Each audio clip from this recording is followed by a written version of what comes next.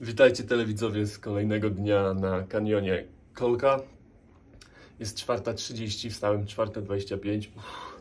W tych godzinach to ja dawno nie wstawałem. Wczoraj 2:30, dzisiaj 4:25. No i my mamy trekking, 4:50 wychodzimy.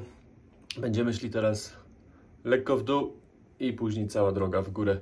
Musimy dojść do któregoś tam punktu, żeby później nas samochód mógł odebrać. No i później mamy jeszcze jakieś atrakcje na trasie. U mnie jest 4:50, ja wychodzę, bo mamy o 4:50 zbiórkę.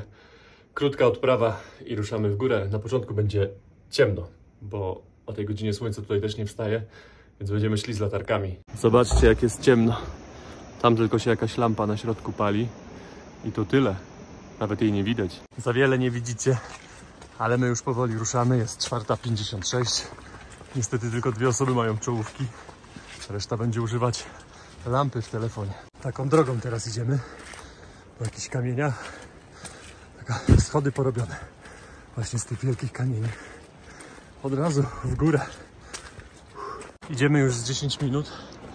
A tu jeszcze nawet nie wiadomo, z której strony będzie słońce wstawać. Nie widać, żeby się jeszcze podnosiło. Patrzyłem o której wstaje słońce, to jest napisane, że 5:50. Więc jeszcze trochę. Bez latarek to tu w ogóle nie ma opcji, że się przejdzie. Takie głazy, kamienie. Cały czas do góry trzeba uważać. Tutaj w skale wydrążona ścieżka. Zrobiliśmy sobie krótką przerwę. Teraz ruszamy dalej, ale już słońce powoli wstaje i widać już taką szarówkę. Tam na dole, gdzie te światła, no to tam spaliśmy. A słońce nam wstanie z tej strony. Pięknie nam słońce wstaje. Musimy wejść tam na samą górę. Taką drogę cały czas pokonujemy. Kamienie i ostro w górę. Zobaczcie, takie schody. Już jest ładnie. Takim małym wąwozem właśnie przyszliśmy, ale mgła się podnosi. Tam widać trochę rzekę, ale teraz już wszystko idzie na nas. Zrobiliśmy sobie kolejną przerwę. Tak, to jest nasz człowiek. Bardzo zabawny. Startowaliśmy na 2200. No i cały czas góra. Dzisiaj 100% w górę. Wczoraj było 90, powiedzmy 5 nawet w dół. A teraz cały czas w górę. Sprawdziłem teraz w aplikacji, weszliśmy już tam od poziomu rzeki 400 metrów w górę. Zobaczcie na mnie, ile to płynę. No jeszcze kawałek nam został. A trasa, zobaczcie, cały czas taka. Mgła też się podniosła, prawie już cała. I fajnie widać ten kanion, ładne kolory. I tu przed nami góry ponad 5000 metrów. Taką ścieżką teraz idziemy. Ale tu jakie piękne góry. Wyglądają jak organy w katedrze. Tutaj widać z bliska te skały. Piękne. I tam oczywiście co? Nasza rzeka. Jak są góry, to są i koniki. Czy też muły. Można sobie wjechać za 70 soli. Czyli lekko ponad 70 zł. No i widzę, ktoś tam korzysta. To pan przewodnik, a tam jakaś dziewczyna jedzie na tym koniu. Odmówił posłuszeństwa. Stoi, nie chce dalej iść. Pić mu dajcie. Czas na pierwszą przekąskę. Najlepsze ciastka peruwiańskie. Dobre i tanie. Ze mnie się leje. Jest coraz mokrzejsza ta koszulka. Ciastka, bo nie mieliśmy śniadania. To jest pierwszy mój posiłek. Wchodzimy już ponad godzinę. Kolejne muły na trasie. Kolejne 2 osoby jadą. Tutaj kolejne jadą z plecakiem. Ale nikt na tych koniach nie jedzie tutaj. Cześć, cześć kolego. Widzicie te muły na środku? No to my też tak stromo idziemy w górę. Nawet przez chwilę nie ma płasko. Cały czas góra. Tam prowadzi ta droga. Trzeba się odwracać, żeby mieć piękne widoki. Tak to jest, jak się schodzi, jak się wchodzi w górę. W dół to widać cały czas to wszystko. Widzicie ten biały pasek? To jest droga zbudowana. Wczoraj wam mówiłem, że niedawno. I ona leci wzdłuż do tych wiosek. Tam jest stolica tego regionu. A tutaj jest oaza, w której spaliśmy. Rzeczywiście wygląda jak oaza. Teraz nie widać, ale tam są palmy, baseny. Taki skrawek ziemi pośrodku kanionu i pośrodku rzeki. To jest nasza trasa w dół, którą pokonujemy. Patrzcie. Cały czas tam. Wspomniałem wam o tej drodze zbudowanej tam, z tamtej strony góry. I na tych bardziej węższych i na tych bardziej niebezpiecznych obowiązuje ruch lewostronny, choć w Peru jest prawostronny. A to dlatego, jak kierowca jadący od strony klifu siedzi po lewej stronie samochodu, to lepiej widzi, ile ma jeszcze możliwości, żeby się ominąć z drugim autem. Dlatego też ruch lewostronny, bo lepsze widzenie. Jakby siedział z prawej strony, no to wyobraźcie sobie takim autobusem, przecież nie widzi tego lewego koła, a tak to zawsze oni wyglądają przez tą swoją szybkę i Zrobiliśmy sobie krótką przerwę na ciastko, na wodę. Ruszamy dalej. Mamy jeszcze jakąś godzinę do godziny 20, żeby wejść tam na szczyt. Zobaczcie, jaka trasa. Cały czas ostro do góry po kamieniach. Więc jak nagrzeszyliście, to nie do Częstochowy, tylko na Kanion Colca do Peru. No i tutaj nie będziecie musieli chodzić na kolanach. Dotarliśmy na 3000 metrów. Chmury są jeszcze pod nami. Jeszcze na tyle się nie podniosły. Bo jeszcze tutaj słońca nie ma, bo jesteśmy w kanionie. Słońce wstało, ale zanim wyjdzie za ten kanion, no to podejrzewam, że jeszcze trochę minie. Piękny teren, pokryty zielenią. Co chwilę widać kaktusy i to sporo tych kaktusów. Tutaj dobrze widać naszą drogę. Przyszliśmy tą drogą. Musimy minąć teraz te skałki. Tu jest nasza droga. Tu jest nasza ekipa i my musimy wejść tutaj. Cyk, cyk, cyk w te kaktusy i pójść tam. Taką przełęczą. Kaktusy można spotkać na całej tej trasie. Są te okrągłe, są te podłużne. Zostało nam 150 metrów do pokonania w górę. Jak widzicie, jesteśmy już wyżej i tu jest bardziej zielono. A jak jest zielono, to te wszystkie zielone rzeczy parują, wodę oddają. I jest mgła taka za nami, nic nie widać. Jest też coraz ciężej, bo jesteśmy ponad 3000 metrów i wchodzimy coraz wyżej. Więc coraz gorzej się oddycha. Zmęczenie szybciej łapie. Nasz przewodnik nas dogonił. Powiedział nam, że jeszcze tylko 10 minut w górę. Pięknie kończy się ta trasa. Z ładnym widokiem. Niestety nadal są chmury. I z tamtej strony nic nie widać. Dotarliśmy na szczyt. Na początku nasz przewodnik mówił, że będziemy szli od 3 do 3,5 godziny. Dotarliśmy w 2 godziny 40 minut. Dobry wynik. Właśnie nam tego też pogratulował, że byliśmy dobrzy. Dzień dobry w kolejnym dniu. Pobudka dzisiaj była po 4 kilka minut. Nie powiem, że się wyspałam, ale już mam energię. Najgorzej to się wyciągnąć z łóżka. Dzisiaj równo z Marcinem wstaliśmy i on poszedł o 4, już chyba 50 na trekking, a ja usiadłam o tej godzinie do biurka. Także teraz mam krótką przerwę, zaraz coś zrobię sobie do picia i co? No i dalej, pracowity dzień, ale co Wam chciałam pokazać, to widok dzisiaj z okna. Mieszkamy trochę obok właśnie ruchliwej ulicy, ale to nie to chciałam pokazać, tylko właśnie ten widok z okna. I tak, tutaj mamy górę i tutaj jeszcze jedną taką wielką górę. Teraz nie widać szczytu ośnieżonego, bo jest dosyć duża mgła, ale pierwszego dnia to była naprawdę magia. Na szczycie można też znaleźć 2 krzyże. Tu jest jeden, tu jest drugi. I tam też była taka tablica upamiętniająca w tamtym miejscu. O, tutaj. O, dokładnie tu, ale jest wyrwana. A na tej tablicy było napisane podziękowanie dla polskiej ekspedycji. Takie tam różne rzeczy. No i ktoś się buchnął. Za kilka soli sprzedał w mieście. To była taka nie metalowa, jakiegoś trochę lepszego metalu, tak nam powiedział ten przewodnik. A nawet nie wiedział, że ktoś ją buchnął, bo buchnąć musiał ją ktoś niedawno. Bo mówi, chodź tutaj sobie zobaczysz, możesz sobie nagrać tablicę. Patrz, jej nie ma, a on tutaj jest raz, 2 razy w tygodniu. A teraz idziemy 20 minut do miejsca, gdzie będziemy jeść nasze śniadanie, bo tam nic nie mieliśmy, dopiero tutaj. Tutaj jest znacznie zimniej niż było na dole. To też nie było odczuwalne, jak się wchodziło, bo było gorąco. Ubraliśmy się od razu w cieplejsze ciuchy, bo chwila przerwy i zaraz organizm się wyziębia. Wcześniej rozmawiałem z przewodnikiem, to powiedział mi, że któregoś roku spotkał tych Polaków, którzy pierwsi tutaj pływali po tym kanionie. Mówi, że oni co roku przyjeżdżają, że przywożą tutaj taką zorganizowaną grupę, właśnie żeby po tym kanionie sobie tutaj pochodzić. Już z nimi rozmawiał, jak to było, jak oni to przepływali, jak oni tam to mierzyli, jak nadawali też te nazwy polskie na trasie. Tam jest ten wodospad Jana Pawła II, jest jakiś odcinek nazwany Kanionem Polaka. Także fajna ekspedycja, fajna historia, aż szkoda, że mało takie historie są znane u nas w kraju, w Polsce. Tutaj w Peru, oni tutaj w okolicy to wszyscy o tym mówią, wszyscy znają tą historię.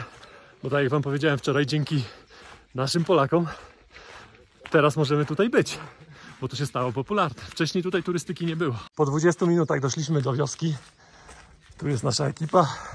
Idziemy teraz przez miasto do jakiegoś hotelu pewnie, albo do jakiejś restauracji na śniadanie. Tak na chłodno już po 20 minutach. Zejście w dół i później trochę w górę. Wczorajszy dzień, no to tak na luzie. Mogę powiedzieć, że 95% ludzi da radę to zrobić. Jak nie macie problemów z kolanami, bo też są strome zejścia, no to dacie radę. Ale już dzisiejszy dzień i wejście pod górę, no to wymagające. Ja nie mam kondycji, jestem zasapany jeszcze. Myślę, że bardziej wymagające niż zejście i trzeba się zastanowić trochę nad tym. Polecam wszystkim, buty też nie są potrzebne jakieś do trekkingów, lepiej mieć. Ja to idę w adidasach, bo wczoraj tamte nie obtarły, szkoda nawet używać, mam gdzieś przypięte do plecaka. Ale mówię, trzeba przemyśleć, bo wejście w górę jest naprawdę wymagające. Wygląda, że to nawet nie jakaś restauracja, tylko u kogoś w domu. A nie, jest. Pięknie. A i zaraz siadamy do jedzenia. Po przyjściu od razu zrobiłem sobie gorącą herbatę. Do tego mamy śniadanie. Tym razem całe jajko, 2 bułki i awokado. Zjedliśmy nasze śniadanie, skromne, ale dobre, smaczne było. Idziemy teraz na nasz autobus, który nas zawiezie w miejsce, gdzie czeka na nas nagroda. Kupuję jeszcze wodę w lokalnym sklepiku za 5 soli. 5 zł butelka 2,5 litrowa. Taka, bo mi się skończyła. 3 litry wypiłem od wczoraj. Pani zadowolona. Super. Przewodnik mi teraz powiedział, że w tej miejscowości, w której jesteśmy, to kilka bloków dalej jest Polska ulica. Polska ulica dlatego, że oni przepłynęli wtedy ten kanion i otworzyli turystykę na tą miejscowość. To dlatego takie podziękowanie. Wsiadamy już do busa i będziemy jechać teraz przez godzinę czasu.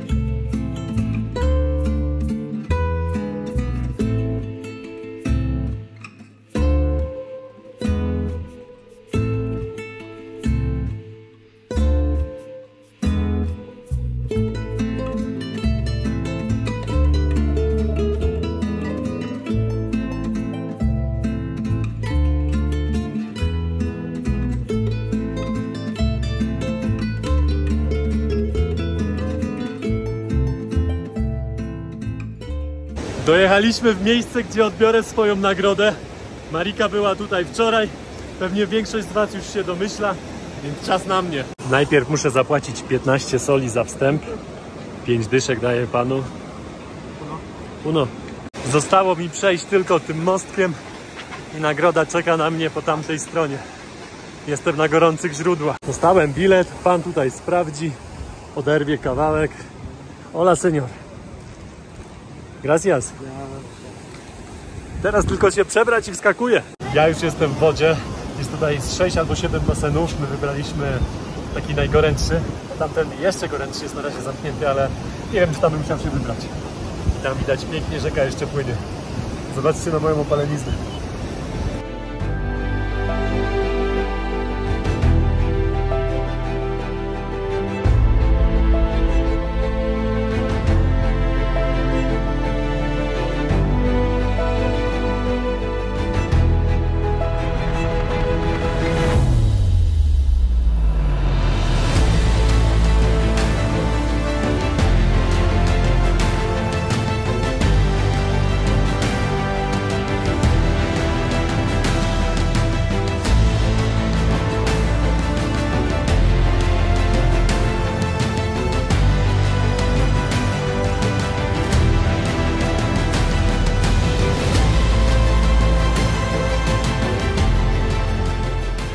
Kolejne busy przyjeżdżają z ludźmi na gorące źródła.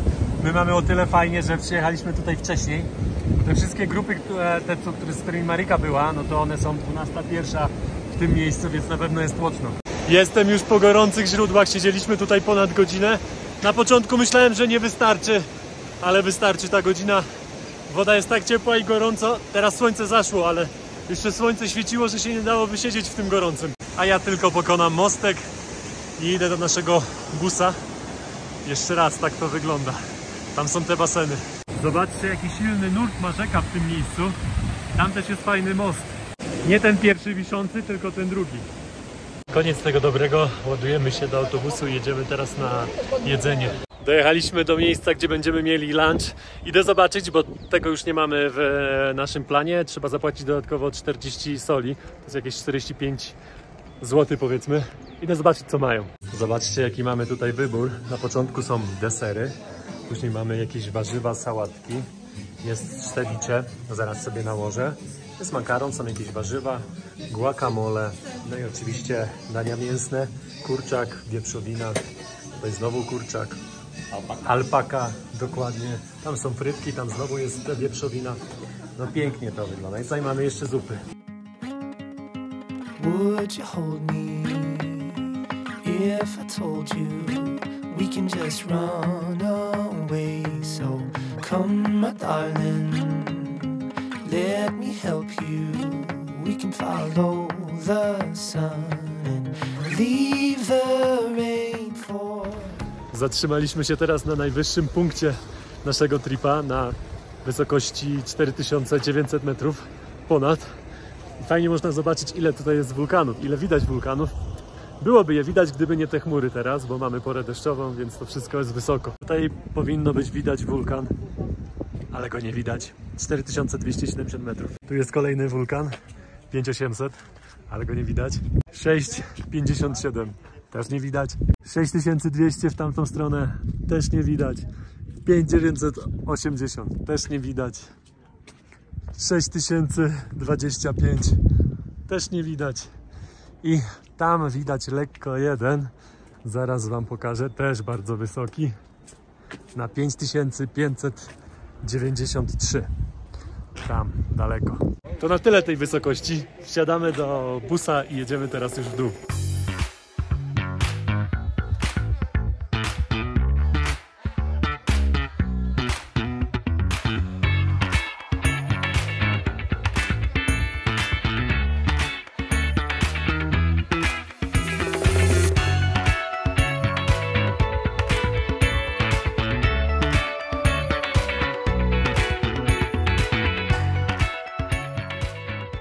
Zatrzymaliśmy się na ostatni stop, żeby porobić dzikim zwierzakom jeszcze zdjęcia. Z drugiej strony piękne alpaki.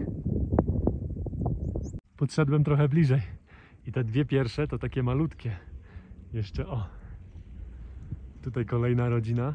I te alpaki to był ostatni stop na naszej trasie. Teraz będziemy jechać około 2,5 godziny do Arequipa. O. Teraz już ludziom też się nie chciało wysiąść, bo to tak, jedziemy pół godziny, już ludzie poprzysypiali, dobra pobudka, wysiadamy, ale teraz już całą drogę można spać.